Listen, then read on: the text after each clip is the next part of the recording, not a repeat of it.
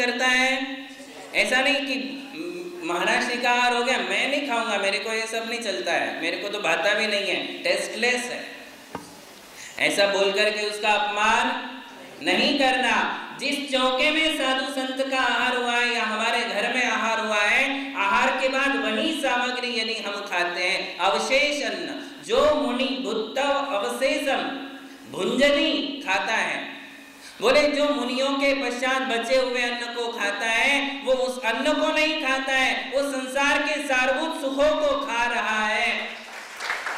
संसार सार सुखम, वो संसार के सारे सारभूत सुखों को प्राप्त करता है। सारभूत सुख का मतलब सामान्य सुख नहीं, जनरली जो सबको मिले हैं वो सुख नहीं, वो सुख जो जनरली सबके पास नहीं होते हैं। जैसे राजे रजवाड़े सबके पास है क्या? पत्नी सबके पास है, वो सामान्य सुख है।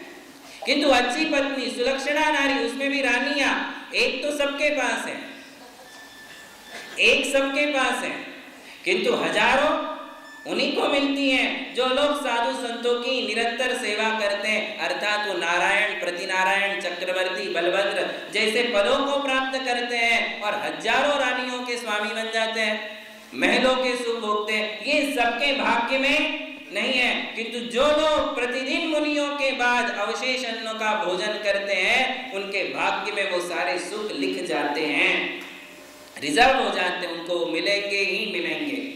संसार सार सुखम कमसो निर्वाण वर सुखम, और संसार के सारे सुख भोगने के बाद क्रम से वो निकट काल में मोक्ष को भी प्राप्त कर ही लेता है। ये आहार दान का सर्वश्रेष्ठ फल है, संसार के सारे दुखों से वो तिर जाता है। ये किसका फल है? पात्र दान का फल है। तो हमारे लिए पात्र दान के फल को भी समझना चाहिए। शास्त्रों में लिखा है कि जघन्य पात्र को आहार देने से जघन्य भोग भूमि मिलती है, मध्यम पात्र को आहार देने से मध्यम भोग भूमि की प्राप्ति होती है, उत्कृष्ट पात्र को आहार देने से उत्कृष्ट भोग भूमि की प्राप्ति होती है। भोग भूमि और कर्म भूमि दो प्रकार के मनुष्य होते हैं, एक भोग भूमि के मनुष्य और एक कर्म भूमि के मनुष्य। हम कौन से मनुष्य हैं? कर्म भूमि के। कर्म भूमि के मनुष्य ही आहार दे सकते हैं, कर्म भूमि के मनुष्य ही अभिषेक पूजन कर सकते हैं, कर्म भूमि के मनुष्य ही व्रत संयम पाल सकते हैं, कर्म भूमि के मनुष्य ही दीक्षा ले सकते हैं। भोग भूमि के मनुष्य केवल भोगों का आनंद लेते हैं, किंतु वो भोग उन्हें कहां से प्राप्त हुए? कहां से प्राप्त हुए? मुनियों को आहार देने से, पात्रों को दान देने से उनके लिए भोग भूमि मिली। भोग भूमि में कोई धर्म नहीं है, धर्म क्रिया नहीं है, मंदिर नहीं है, पिछले पुण्य कर्म का फल केवल भोगते हैं। वहां केवल मन से सम्यक दर्शन हो सकता है, बाकी बाहरी कोई क्रियाएं वहां नहीं है। बात समझ में आ रही? आहार दान देने वाला दाता नियम से दो ही गति में जाता है, या तो जाएगा भोग भूमि में या तो जाएगा देव गति में। इसके अलावा आहार दान देने वाले की तीसरी गति नहीं है, नरक में तीन काल में नहीं जाएगा। आहार दान देने वाले नरक जाने लग जाए तो बाकी मांसाहार करने वाले कहां जाएंगे? बाकी सारे पाप करने वाले कहां जाएंगे? आहार दान देने वाला दाता कभी नरक में नहीं जाएगा, तिर्यंच की किसी भी पर्याय में वो जन्म नहीं लेगा, जानवर नहीं बनेगा, एक इंद्रिय, दो इंद्रिय, तीन इंद्रिय, चार इंद्रिय, पंचेंद्रिय जानवर नहीं बनेगा। उसकी दो ही गति है। कौन सी दो गति? या तो भोग भूमि या फिर देव गति। ये सारे भेद प्रभेद क्या है वो भी हम आपको समझाएंगे कि जीव कितने प्रकार के हैं, मनुष्य कितने प्रकार के, गति कितनी प्रकार की है, वो चर्चाएं हम आपके लिए आगे करेंगे। किंतु आपने यदि नाम सुना है तो ये समझ लीजिए कि आहार दान देने वाला या तो भोग भूमि में या तो देव गति में, इसके अलावा वो उसकी कोई तीसरी गति होने वाली नहीं है। तो ये आहार दान का उत्कृष्ट फल है। आहार दान देने से घाटा तो तीन काल में नहीं है, फायदा ही फायदा है, नफा ही नफा है। जो लोग नियम से आहार देते आ रहे हैं उन लोगों के जीवन का ये अनुभव होगा। यहाँ भी कई लोग होंगे जो बरसों से आहार दे रहे, 20, 25, 30 साल से आहार दे रहे हैं, वो आहार दान देने से उन्हें अपने जीवन में क्या उपलब्धियां हुई है, कैसे उनका संकटों से, विघ्नों से, आपदाओं से निपटारा हो जाता है। साधु संतों की भक्ति करने से उन्हें अपने जीवन में क्या क्या उपलब्धियां हुई है, और सबसे बड़ी मानसिक उपलब्धि क्या हुई है, आत्मिक उपलब्धि क्या हुई है, ये आहार दान देने वाला दाता ही जानता है। ये अनुभव वही कर सकता है, वाणी के द्वारा इसका विवेचन करना अशक्य है। दान का इतना फल है, उसे स्वास्थ्य मिलता है। दान देने वाला दाता, वो भी साधु संतों को आहार दान देने वाला, कभी बीमार नहीं पड़ेगा, बड़ी बीमारियां कभी उसके लिए नहीं होगी। छोटी मोटी बीमारियां हो गई तो फटाक से आकर के चली जाएगी, बड़ी बीमारी होने का तो सवाल ही नहीं उठता है। जो आए दिन साधु संतों को भक्ति पूर्वक और विधि पूर्वक, ये दो शब्द ध्यान रखना, ऐसे नहीं कि कैसे भी दे दिया, कैसे भी कपड़े पहन लिए, कैसे भी भागा दौड़ी करके आ गए, गीले गीले पे कपड़े पहन करके आ जाते हैं, तुरंत अनछने पानी में डाले, पहने और चौके में पहुंच गए। इससे कोई फायदा होने वाला नहीं है, ध्यान रखिए। शुद्धियों का परिपूर्ण रीति से पालन होना चाहिए। धुले हुए सूखे हुए कपड़े पहन करके आहार दोगे तो उसका बहुत बड़ा फायदा होगा, है ना।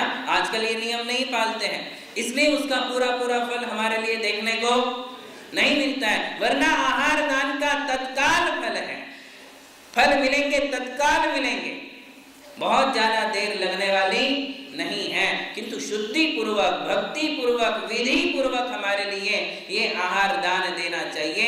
इसलिए हम करीबन 8 दिनों से ये आहार दान पर आपके लिए समझा रहे हैं कि आहार आप देते हो, नो डाउट कि आपको देने की इच्छा है, देने की भावना है, आस्था आपके मन में है कि साधु संत हमारे लिए कब मिलने वाले हैं, कब ऐसे साधु मिलते हैं, तो आहार तो देना ही है।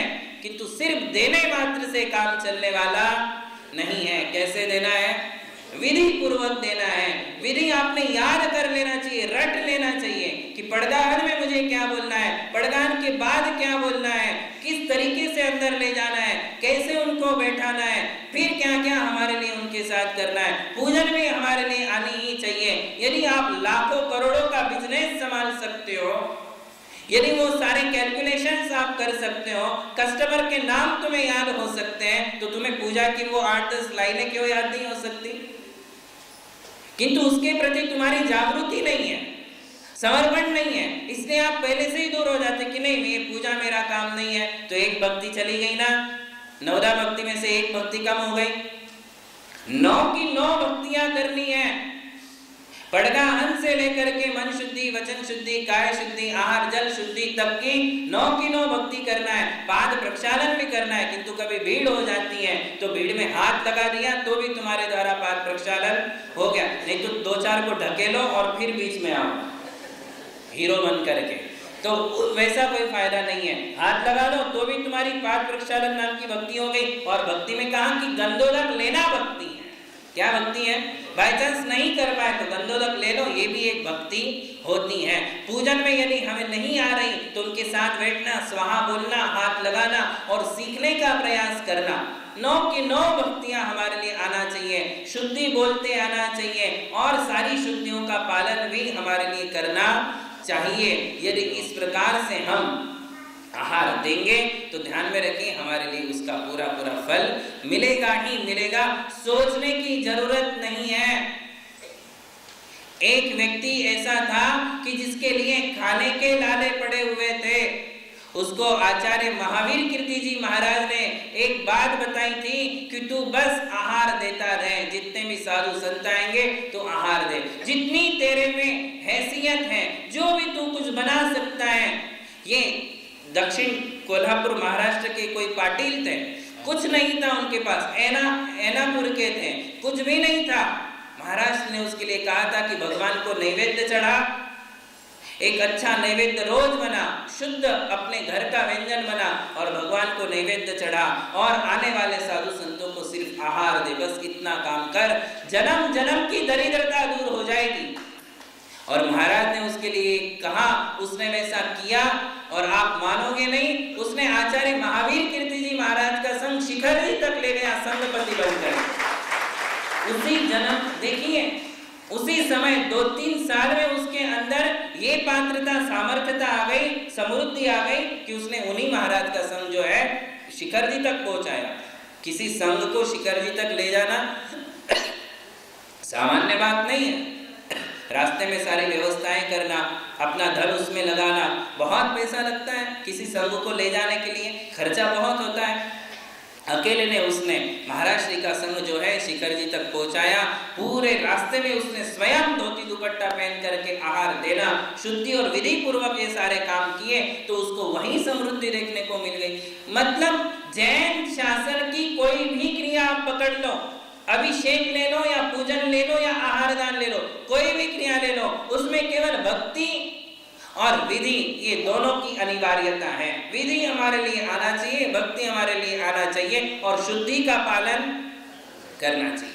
तीन बातें, विधि, शुद्धि और मन से उस क्रिया के प्रति भक्ति, आस्था कि ये क्रिया मेरे सारे दुखों को दूर करने वाली क्रिया है, ये जिनेंद्र भगवान के द्वारा कही हुई क्रिया है, केवली प्रणीत ये जिन धर्म है, इसके द्वारा मेरे सारे काम संपन्न हो जाएंगे।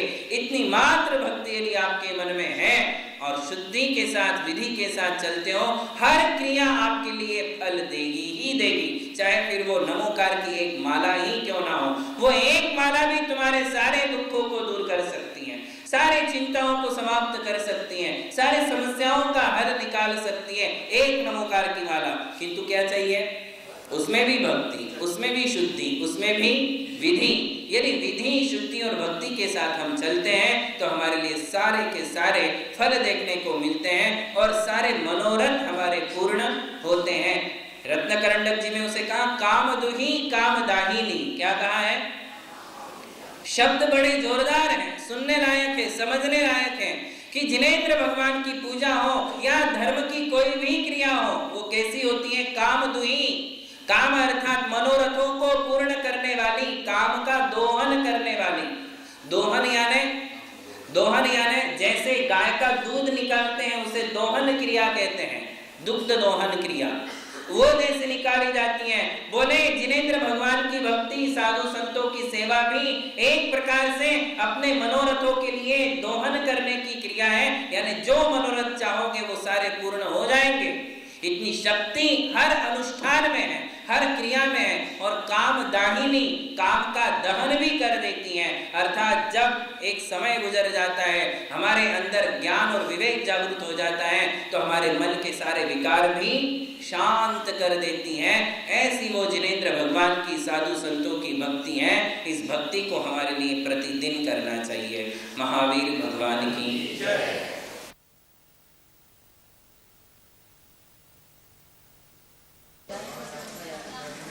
हाँ लिखिए, पढ़नाखंड सामग्री कौन सी है?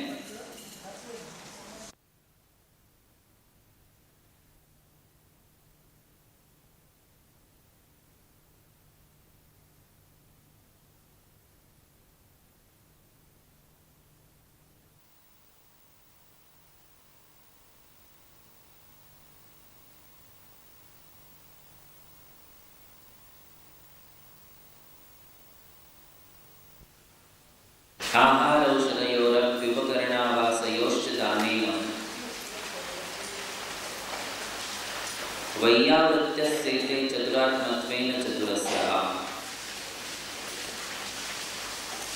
गुरुजनों की वैयावृत्ति हमें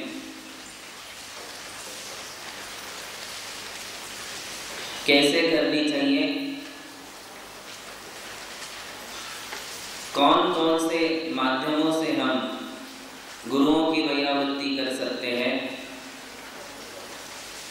इसके लिए स्वामी समंतभद्र कहते हैं कि आहार दान, औषधि दान, उपकरण दान और वसति का दान, इन चारों के माध्यम से हम गुरुओं की वैयावृत्ति करें। विगत दिनों में आहार दान से संबंधित चर्चाएं हमने सुनी कि आहार दान के द्वारा हम साधु संतों की वैयावृत्ति कैसे कर सकते हैं।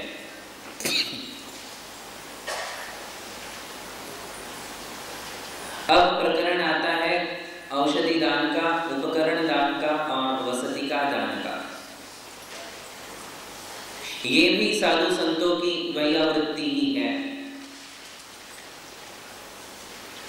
हालांकि नीतिकार कहते हैं सर्वौषधीनाम अशनम प्रधानम सर्वेषु पानेषु जलम प्रधानम। कहते हैं कि औषधि की क्या आवश्यकता है? सर्वौषधीनाम अशनम प्रधानम, सारी औषधियों में प्रधान औषधि यदि कोई है तो वो भोजन ही है। अशन, अशन का अर्थ भोजन है। भूख रोग है, भूख बीमारी है और आहार भोजन उसकी औषधि है। बीमारी का इलाज हम औषधि से करते हैं तो भूख भी एक बीमारी है और उसका इलाज हम औषधि के द्वारा करते हैं। किंतु फिर भी आहार को अलग कर दिया और औषधि को अलग कर दिया, क्योंकि कितना भी करिए यदि असाता कर्म का तीव्र उदय आता है तो सारी प्रिकॉशंस लेने के बाद भी हमारे शरीर में बीमारियां हो जाया करती हैं। कई लोग ऐसे हैं जो रोज योगा करते हैं, प्राणायाम करते हैं, तला हुआ नहीं खाते हैं, मिर्च मसाला ज्यादा नहीं खाते हैं, रोज घूमने के लिए 2-2 किलोमीटर मॉर्निंग वॉक करते हैं, किंतु ये सब करने के बाद भी उनके लिए हार्ट की बीमारी हो जाती है, उनके लिए पेट की बीमारी हो जाती है। कारणों की खोज करने के बाद भी समझ में नहीं आता है कि मैंने अपने आप का इतना ध्यान रखा है, खाने में कोई गड़बड़ नहीं होने दी, पीने में किसी प्रकार की गड़बड़ी नहीं है, सोने उठने का मेरा समय बराबर संतुलित है, समय पर सो जाता हूँ, समय पर उठ जाता हूँ। दिन में सोने से बीमारियां होती हैं, मैं तो दिन में भी नहीं सोता हूँ, किंतु ये सब करने के बाद भी बीमारी हो गई है। तो कहीं ना कहीं गलती है, गलती मेरे पकड़ में नहीं आ रही है। केवल असाता कर्म का उदय ही बीमारी का कारण अकेला बन जाए ऐसा जरूरी नहीं है, कहीं ना कहीं गलती है। शरीर के धातुओं में कहीं अस्थिरता है, वात पित्त और कफ का संतुलन कहीं बिगड़ गया है और मूल अंतरंग कारण असाता वेदनीय कर्म की उदीर्णा है, उस कर्म का उदय है असाता का, इसलिए बीमारी हो जाती है।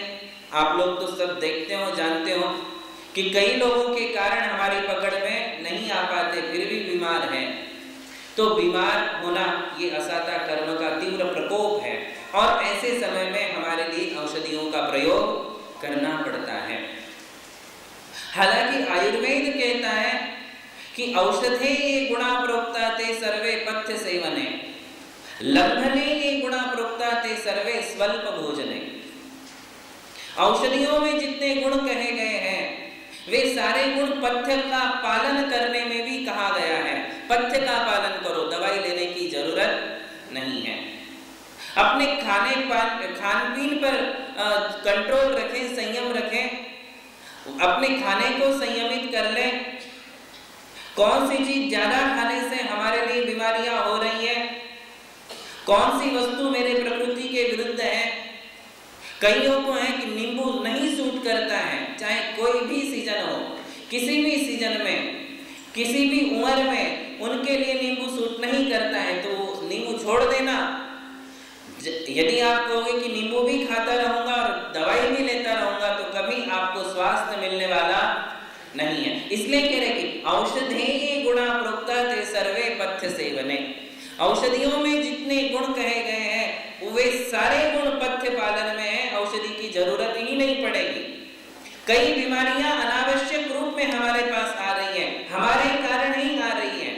हम अपने आप का नियंत्रण नहीं रखते हैं, आपा खो देते हैं, खाने पीने की तरफ ध्यान नहीं है, चाल चलन की तरफ ध्यान नहीं है, घूमने फिरने की तरफ ध्यान नहीं है और उन सारे कारणों से सोने उठने की तरफ ध्यान नहीं है। उन सब कारणों से बीमारियां होती हैं, वो तो होने ही वाली है। यदि इन सारी बातों के तरफ आप ध्यान देने लग जाओ और खास करके यदि भोजन की तरफ अपना ध्यान रखो कि कौन सा भोजन मेरे शरीर के लिए योग्य है, 90% बीमारियों का इलाज हो जाएगा। कितने?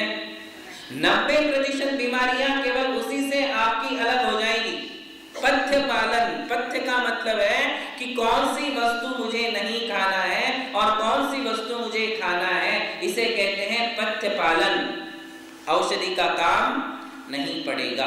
किंतु ऐसे और दूसरी बात कहते हैं कि लंघने ये गुणा प्रोक्ता ते सर्वे स्वल्प भोजने। लंघन का मतलब है कि उपवास कर लेना।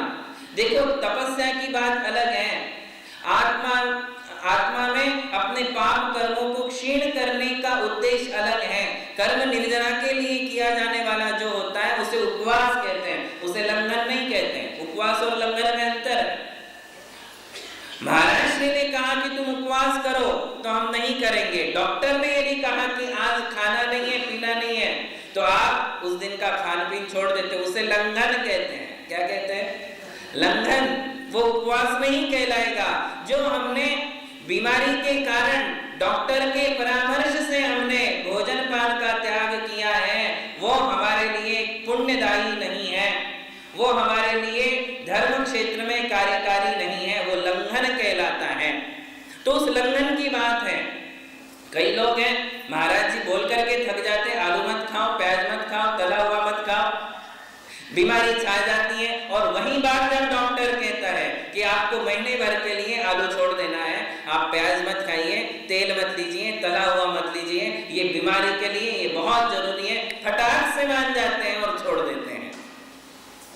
और एक महीना नहीं, डॉक्टर कहे तो साल भर रह जाए, किंतु धर्म के उद्देश्य से, पाप कर्म का नाश करने का उद्देश्य लेकर के कोई भी ये नियम पालने को तैयार नहीं है। आत्म कल्याण का उद्देश्य नहीं है, किंतु बीमारियां जब छा जाती हैं शरीर में, तब हम कुछ भी करने के लिए तैयार हो जाते हैं। उससे हमारे लिए कोई आत्म लाभ होने वाला नहीं है।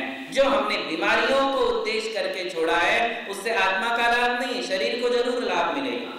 किंतु फिर भी कह रहे हैं कि लंघने ये गुणा प्रोक्ता। लंघन यानी भोजन पानी का त्याग करके रह जाना, इससे भी अधिक श्रेष्ठ कर क्या है? तो कहते स्वल्प भोजने ते सर्वे स्वल्प भोजने। कम भोजन करो। ज्यादा खाने से बीमारी है, कम खाने वालों को कभी बीमारी होने वाली नहीं है। यदि 8 रोटी खाने की आदत है तो 7 करो, 7 की आदत है तो 6 करो। जितनी हमारी रोज की डाइट है उसमें 1-2 रोटी कम कर दो। जितनी मात्रा में हम भोजन करते हैं उस मात्रा को आप कम कर दो। स्वल्प भोजन, कम भोजन करने से भी हमारे लिए बीमारियां नहीं होती हैं। ये आयुर्वेद की एक बात हमने आपके लिए बताई। किंतु मुनियों का आहार देखिए कितना सात्विक है, नहीं है? कितना सात्विक भोजन है। कंदमूल तो कभी भक्षण करते ही नहीं है, कोई भी अभक्ष्य पदार्थों का सेवन नहीं करते हैं, तामसिक भोजन नहीं करते हैं, अत्यधिक तला हुआ भोजन नहीं करते हैं, मिर्च मसाले वाला भोजन साधु लोग नहीं करते हैं। ये सब नहीं करने के बाद भी आचार्य कहते हैं कि बीमारी हो सकती है, साधु को भी हो सकती है। जरूरी नहीं है कि साधु बन गए यानी बीमारियों से छुटकारा हो गया। संसार में बीमारियों से रहित कौन है? केवल अरिहंत भगवान। कौन है? बाकी बीमार कोई भी हो सकता है। रोग हर एक व्यक्ति के पीछे। देवों को बीमारी नहीं होती है, शारीरिक बीमारियां। अब संसारी जीवों की दृष्टि से देखो तो देवों को कोई बीमारी नहीं है, भोग भूमि के मनुष्यों को, तिर्यंचों को किसी प्रकार की बीमारी नहीं है। बीमार जो पड़ते हैं वो है कर्म भूमि के मनुष्य, और जो सबसे ज्यादा बीमार है वो है नारकी। वहां सुख नहीं है, वहां रोग ही रोग है, गंदगी ही गंदगी है। अब बीमारियों का इलाज यदि कहीं हो सकता है तो हम मनुष्य ही उन बीमारियों का इलाज कर सकते हैं। तो यहाँ कहा जा रहा है कि औषधि दान देना चाहिए। औषधि दान देने का क्या फल है? तो कहते हैं जो औषधि दान देते हैं उन्हें किसी प्रकार की बीमारी नहीं होती है। निर्भयो अभय दानता। अभय दान देने से कभी किसी को डर नहीं लगता है, और औषधि दान देने से सबको स्वास्थ्य का लाभ होता है। जितना ज्यादा औषधि दान करोगे, व्रतियों के लिए, प्रतिमाधारियों के लिए, आरिका माताओं के लिए, साधु संतों के लिए, जितना औषधि दान। किंतु बीमारी नहीं है तो ठूस ठूस के औषधि देने की जरूरत ऐसा नहीं कि महाराज मुझे तो औषधि दान देना ही है। अरे तो बीमारी नहीं है, तुम क्या औषधि दोगे?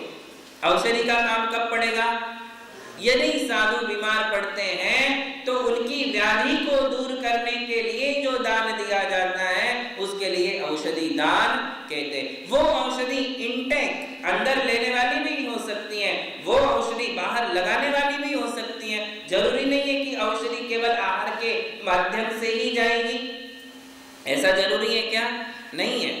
स्किन डिसीज है, कोई जख्म हो गई है, बहुत ज्यादा खून बह रहा है, तो घाव भरने के लिए भी हम जो साधु का उपचार करते हैं वो उपचार भी औषधि दान है। देखिए औषधि दान, आहार दान तो केवल आहार की बेला में ही होगा, आहार के समय ही दिया जाएगा, किंतु औषधि दान यदि ऊपर लगाने से ही औषधि बीमारी का इलाज हो जाता है तो फिर अंदर से औषधि देने का कोई अर्थ नहीं। एक जगह शास्त्र में लिखा है, आचार ग्रंथों में लिखा है कि साधु बीमार पड़ने के बाद यदि औषधि नहीं लेता है तो प्रायश्चित्त का भागीदार है।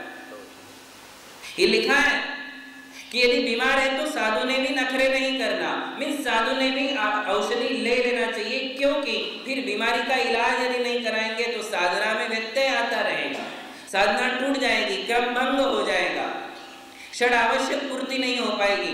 इसलिए यदि साधु संत व्रती प्रतिमाधारी बीमार है तो उन्होंने औषधि ले लेना चाहिए। और ये भी लिखा है कि यदि बीमार नहीं हो फिर भी औषधि लेते हो तो भी प्रायश्चित्त के भागीदार है। दोनों बातें हैं, औषधि उतनी ही मात्रा में ली जाएगी जितनी आवश्यक है, औषधि तभी ली जाएगी जब आवश्यक है, जब और जितनी औषधि की आवश्यकता है उतनी ही औषधि ली जाएगी। श्रावक तो देखिए भावुक होते हैं, केवल सर्दी और खांसी यदि साधु को हो जाता है तो उनके लिए बहुत बड़ी बीमारी हो जाती है, क्योंकि लोग ऐसा समझते हैं कि कब ठीक होंगे, कब ठीक होंगे, है हालांकि छोटी सी बीमारी, किंतु कोई सरसों का तेल लाता है, कोई तिल का तेल लाता है, कोई काढ़े में देख लो, कोई हल्दी का काढ़ा, कोई उसका धनिया का काढ़ा, तो कोई तुलसी का काढ़ा, कोई हल्दी का दूध, कोई कहता है महाराज जी ये ले लो, कोई कहता है ये ले लो। एक खांसी और सर्दी यदि हो जाती है तो 17 दवाइयों की लिस्ट साधु के सामने आ जाती है। सबकी भावना है कि महाराज जी जल्दी ठीक हो, और फिर सब लोग अपने अपने नुस्खे अपनाते हैं। सबको ये पता है कि जब मुझे खांसी हुई थी तो कौन सी दवाई मैंने ली थी, मुझे जब सर्दी हुई थी, मुझे जब बुखार हुआ था, मुझे जब ये बीमारी हुई थी तो ये इलाज मैंने किया था, अब यही इलाज मुझे महाराज श्री पर अप्लाई करना चाहिए। तो बेचारे अच्छी भावना है, किसी के बुरे भाव नहीं है, सभी लोग दवाई लेके आते हैं। हमें तो अनुभव है, कई बार का अनुभव है कि जब भी छोटी मोटी कोई बीमारी हो जाती है वहां 25 डिब्बियां सामने खड़ी हो जाती है, लेकर के सब अपनी अपनी दवाई लेकर आते हैं, ये आहार में, ये लगाने को, ये सूंघने को, ये जो है भाप लेने के लिए। भाप लेने के लिए केवल सब 8-10 प्रकार की वस्तुएं आ जाती है, पानी में डालो और भाप लो। अब क्या करें, कभी कभी सबका मन रखना पड़ता है तो सबकी दवाई पानी में डाल देते हैं और फिर भाप लेना पड़ता है। तो ये जो है औषधि दान में भी विवेक की बहुत आवश्यकता है। किसकी?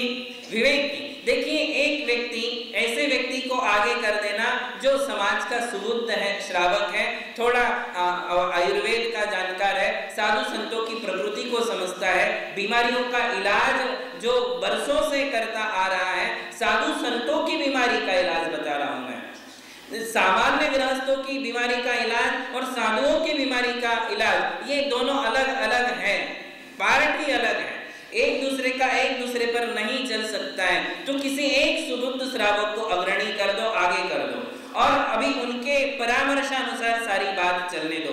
उनके पास अपनी दवाइयां आप ले जाओ, महाराज के पास ले जाओगे, महाराज बेचारे इमोशनल हो जाते हैं कि भैया इसका भी भाव रख लो, इसका भी भाव रख लो, तू आया है तू लगा दे, तू आया है तू भी लगा दे भैया तेरा। तो ये जो है महाराज के पास जाने की बजाय एक किसी सुबुद्ध श्रावक को आगे कर देना जो जानकार हो, बहुत ही अच्छा जानकार हो, उसको आगे करके उसके पास आप अपनी दवाई दे दो, सजेशंस भी उसके पास दे दो, और वो डॉक्टर है, वो तय करेगा कि अब महाराज को आहार में प्रारंभ में क्या देना है, बीच में क्या देना है, अंत में क्या देना है, कौन सी दवाई देना है, क्या नहीं देना है और क्या देना है, वो उसके परामर्शानुसार चलने दो। बाहर से क्या लगाना है उसके ही परामर्शानुसार चलने दो, वो आपको गाइड करे कि आपको आना है और महाराज की ऐसी ऐसी वैयावृत्ति करना है। यदि इस ढंग से हम साधुओं का मतलब बीमारियों का ध्यान रखते हैं, इस ढंग से यदि हम चलते हैं तो साधु संत बहुत जल्दी स्वस्थ हो सकते हैं। सबकी दवाइयां खाने पीने से तो और कुछ उल्टा हो सकता है, संभावना है कि और ज्यादा तबीयत खराब हो जाए, भावना सबकी है। तो तो सबकी भावनाएं स्वीकार है, किंतु एक व्यक्ति को आप आगे करके उसके अंडर गाइडेंस में यदि चलते हैं तो हम ये औषधि दान का भी लाभ ले सकते हैं, देना ही चाहिए।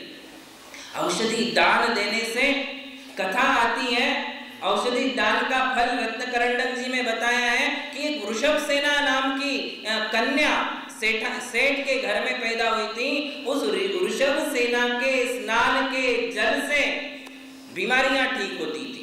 रत्नकरंडक जी में दृष्टांत दिया कि आहार दान में श्रीशेन राजा प्रसिद्ध हुआ, औषधि दान में वृषभ सेना प्रसिद्ध हुई और उपकरण दान में कौंडेश नाम के मुनिराज प्रसिद्ध हुए जब वे बाला के पर्याय में थे, और वसतिका दान में सुअर प्रसिद्ध हुआ। कौन?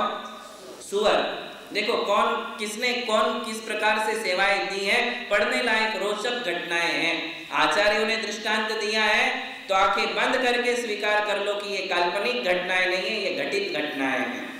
तो उन्होंने ऋषभ सेना का दृष्टांत दिया कि ऋषभ सेना ने पूर्व भव में, पूर्व जन्म में एक मुनिराज की अथक सेवा की, उनके लिए औषधि का प्रबंध किया। उनको बहुत बीमार होंगे, उनकी बीमारियों का इलाज उस ऋषभ सेना ने पूर्व पर्याय में किया था। जब वो कौन थी? झाड़ू लगाने वाली। कौन थी? झाड़ू लगाने वाली एक सामान्य महिला, सर्विस देने वाली, किंतु एक मुनिराज की बीमारी का उसने इलाज किया था। उसके प्रभाव से वो इस जन्म में एक सेठ के घर में पैदा हुई, और पैदा भी हुई तो अतिशय लेकर के पैदा हुई। उसके स्नान के जल से एक दिन उसने स्नान किया, वो पानी एक गड्ढे में भर गया, उस गड्ढे में एक कुत्ता जो बीमार था उसमें गिर गया, वो उसमें से निकलता है तो उसकी बीमारी शांत, कुत्ता निरोग हो गया। ये उसकी धाय देखती है। फिर उस दूसरे देश के किसी राजा को पानी पीने से बीमारी हो गई, जहर उसके शरीर में फैल रहा था, इसके स्नान का जल वहां पहुंचाया तो वो भी निरोग हो गया।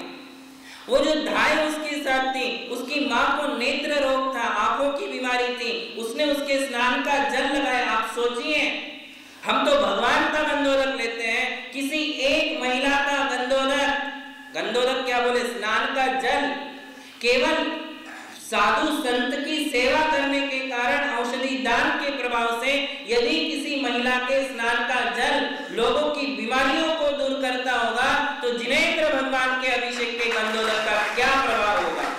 ये सामान्य बात नहीं है, बहुत विचारणीय विषय है। पद्म पुराण में भी वही एक घटना हम पढ़ते हैं कि विशल्या के स्नान के जल से लक्ष्मण ठीक हो गए।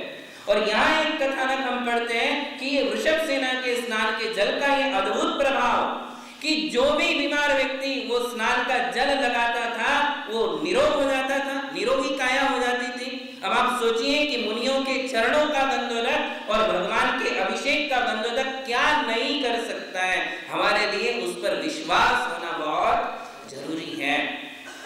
तो ये किसका प्रभाव था?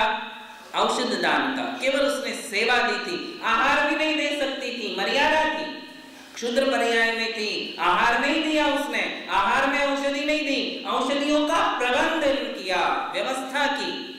किसने? वो झाड़ू लगाने वाली औरत ने।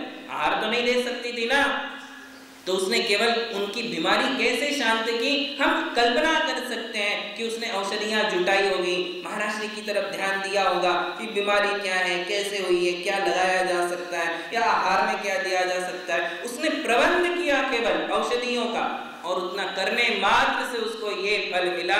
तो औषधि दान भी कोई सामान्य बात नहीं है। हमारे लिए औषधियों का विचार करना चाहिए कि किस प्रकार से हम साधु संतों की बीमारियों को ठीक कर सकते हैं। लगभग साधुओं को छोटी मोटी बीमारी होती रहती हैं। बड़ी बीमारियां आपने साधु संतों के लिए सुनी नहीं होगी, हार्ट की, बीपी की, शुगर की, टेंशन की, डिप्रेशन की, ऐसी बीमारियां तो नहीं होती हैं। जनरली कौन सी बीमारी हो जाती? बहुत ज्यादा बुखार आ जाना, हड्डी तक ज्वर फैल जाना, या बहुत ज्यादा पेन होना, या बहुत ज्यादा खांसी सर्दी की बीमारी होना, ऐसी बीमारियां होती हैं साधुओं के लिए। गैस की बीमारी अधिकतम देखी जाती है, या माइग्रेन की बीमारी कभी किसी को हो जाती है। तो इस टाइप की बीमारियों का इलाज हम कैसे कर सकते हैं? उन्हें अशुद्ध दवाइयां हमें नहीं देना है, अशुद्ध दवाई दे भी नहीं सकते हैं। तो हमें शुद्ध दवाइयों का प्रबंध करना है जो घर में बनी हो। ऐसे भी वैद्यराज आज हमारे भारत में हैं जो केवल साधु संतों के लिए काम कर रहे हैं।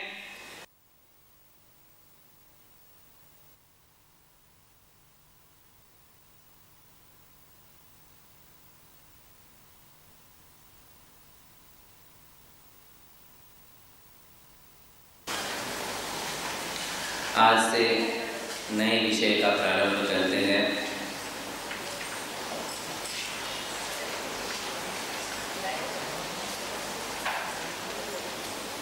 विषय जैन धर्म के अध्यात्म से, जैन धर्म के सिद्धांत से और जैन फिलॉसफी, जैन न्याय से जुड़ा हुआ है। नाम है जैन धर्म में आत्मा का स्वरूप।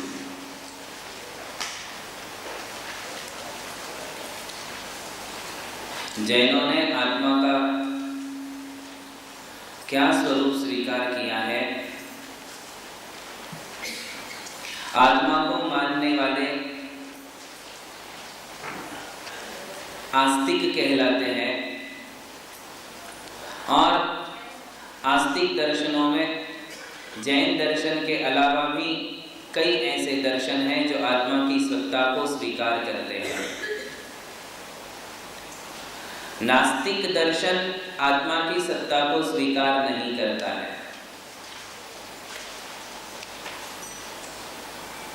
आस्तिक और नास्तिक में क्या अंतर है? तो हम इतना सा ही कहना पर्याप्त है कि जो आत्मा की सत्ता स्वीकार करे वे आस्तिक और जो आत्मा की सत्ता को स्वीकार नहीं करते हैं वे नास्तिक।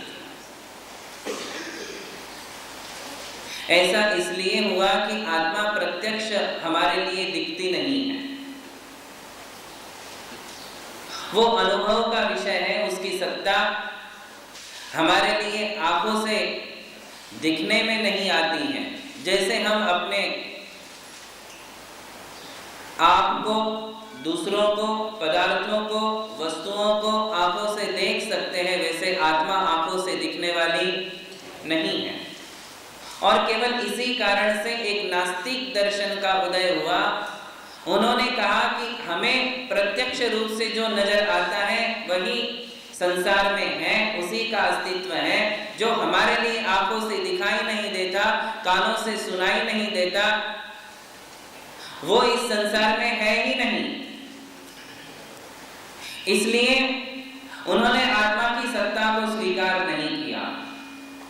जो जो उन्हें नहीं दिखा उसको उन्होंने स्वीकार नहीं किया।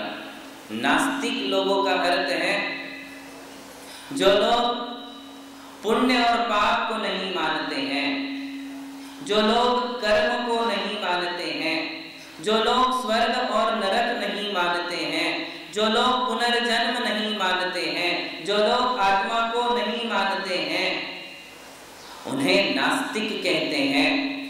क्योंकि कर्म भी तो नहीं दिखते हैं, स्वर्ग नरक भी तो नहीं दिखते हैं। इनकी हम चर्चाएं सुनते हैं, इन्हें हम शास्त्र में पढ़ते हैं, किंतु क्या स्वर्ग और नरक का प्रत्यक्षीकरण हम कर सकते हैं? नहीं करें। क्या कर्मों का साक्षात्करण हम कर सकते हैं? नहीं कर सकते। इन्हें हम देख नहीं सकते हैं, किंतु ये श्रद्धा से स्वीकार्य है। और जिन लोगों ने इनको नहीं माना उन्हें नास्तिक कहा गया। ये नास्तिक आपको कहीं भी मिल सकते हैं। ऐसा जरूरी नहीं है कि जैन कुल में उत्पन्न हो गया यानी आस्तिक। आस्तिक कुल में उत्पन्न होने के बाद भी कई ऐसे लोग हैं जो इन सब बातों को नहीं मानते हैं। आज की युवा पीढ़ी में आपको ऐसे कई नई जनरेशन के बच्चे मिल जाएंगे जो कहते हैं कि स्वर्ग कहाँ है, नरक कहाँ है, कहाँ है आत्मा, थोड़ा आवाज कहाँ है आत्मा, कहाँ है कर्म, कहाँ है पुण्य और पाप। ये सब तो हमें दिखते ही नहीं है, और जब दिखते नहीं तो इनकी सत्ता हम स्वीकार कैसे करें। बस इसी के लिए नास्तिकता कहते हैं। आस्तिक इन सारी वस्तुओं की सत्ता को स्वीकार करता है क्योंकि उसको भगवान पर विश्वास है। नास्तिक भगवान को भी नहीं मानता है। कहाँ है भगवान? यदि इतना ही आपसे पूछ ले तो आप कहाँ दिखाओगे भगवान को? नहीं दिखा पाते हैं, इसलिए वो भगवान को भी नहीं मानता है। कई ऐसे लोग हैं जो गुरुओं को मानते हैं किंतु भगवान को नहीं मानते। क्यों नहीं मानते? क्योंकि भगवान दिखते नहीं हैं। तो कहने का तात्पर्य यह है कि हमारे लिए इन सारी बातों को समझना बहुत आवश्यक है। आत्मा के विषय में कहते हुए जैन फिलॉसफी कहती है कि आत्मा अनादिकाल से है, अनंत काल तक रहता है, इसकी कोई उम्र नहीं है। 6 द्रव्यों में से इसे जीव द्रव्य कहते हैं, 7 तत्वों में से इसे जीव तत्व कहते हैं, 9 पदार्थों में से इसे जीव नाम का पदार्थ कहते हैं। जीव द्रव्य को ही दूसरा नाम आत्मा है, जीव का ही दूसरा नाम आत्मा है। इस आत्मा को समझने के लिए अनेक ग्रंथ लिखे गए। जितने भी ग्रंथ लिखे गए वो किससे संबंधित है? आत्मा से। जैन धर्म का केंद्र बिंदु है आत्मा। आत्मा को छोड़कर के कोई शास्त्र नहीं है, आत्मा को छोड़कर कोई जिनवाणी नहीं है, आत्मा को छोड़कर ना देव है, न शास्त्र है, न गुरु है, न जैन धर्म है। जैन धर्म का तो प्राण ही आत्मा है। किंतु जैनों ने आत्मा को अनेकांत रूप से स्वीकार किया। किसी एक एंगल से देख करके आत्मा का कथन नहीं किया, किसी एक दृष्टिकोण से आत्मा की सत्ता को स्वीकार नहीं किया, अनेक दृष्टियों से आत्मा का वर्णन किया गया। क्योंकि एक दृष्टि से वर्णन करने पर दूसरी दृष्टि धुंधली हो जाती है, दूसरी दृष्टि यदि धुंधली हो जाती है तो फिर हमें आत्मा का शुद्ध स्वरूप नहीं मिलता है। फिर वहां अव्याप्ति, अतिव्याप्ति और असंभव नाम के दोष उत्पन्न होते हैं। ये न्याय शास्त्रों में आने वाले दोषों का नाम है कि वस्तु का कथन ऐसे करो, वस्तु का स्वरूप ऐसे बताओ कि किसी को बाधा नहीं आए। जैसे यदि किसी ने पूछा गाय किसे कहते हैं, यदि ये कहा गया कि जो दूध देती है उसे गाय कहते हैं, तो क्या ये परिभाषा फिट बैठती है? क्यों नहीं बैठती है? क्यों नहीं बैठती है? क्योंकि दूसरे भी ऐसे पशु हैं जो दूध देते हैं। इसी को न्याय शास्त्र में अतिव्याप्ति दोष कहते हैं कि ये गाय का लक्षण नहीं हुआ, ये गाय की परिभाषा नहीं हुई, फिर तो भैंस वो भी गाय हो जाएगी, बकरी भी गाय हो जाएगी, शेरनी भी गाय हो जाती है। दूध कौन नहीं देती? कौन सा ऐसा जानवर है संगी पंचेंद्रिय पर्यायत्मक में जो भी स्त्री पर्याय वाले जानवर है वो दूध देते हैं, इसलिए गाय की ये परिभाषा नहीं है। फिर बोले गाय किसे कहते हैं? बोले जो व्हाइट कलर की है वो गाय। तो क्या ये भी लक्षण सही है? नहीं। क्यों? क्योंकि चितकबरी भी गाय होती है, ब्राउन कलर की भी गाय होती है, कई काले कलर की भी गाय होती हैं। तो फिर उनमें गायों का लक्षण घटित नहीं हो रहा। इसे कहते अव्याप्ति दोष। अव्याप्ति, अतिव्याप्ति, असंभव आदि समस्त दोषों का परिहार करके हमें वस्तु तत्व का कथन करना चाहिए। इसलिए लक्षण ऐसा बताइए कि हमारे लिए किसी प्रकार का दोष या किसी प्रकार का विरोध वहां नहीं आता हो। आत्मा का भी कथन ऐसे ही करना चाहिए कि आत्मा किसे कहते हैं, इसका भी कथन होना चाहिए। जो चलती है वो आत्मा, गाड़ी भी चलती तो वो भी आत्मा हो जाएगी।